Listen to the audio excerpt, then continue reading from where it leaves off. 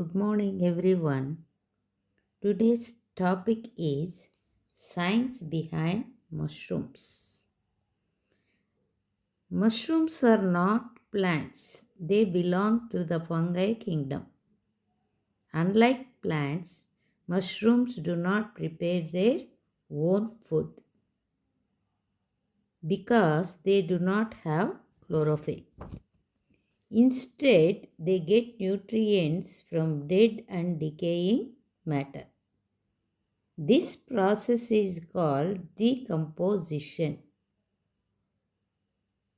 and it helps recycle nutrients back into soil.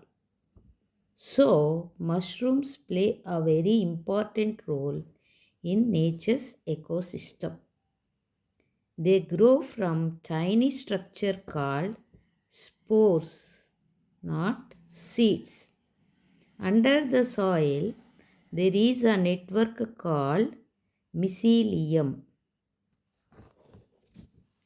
Thank you.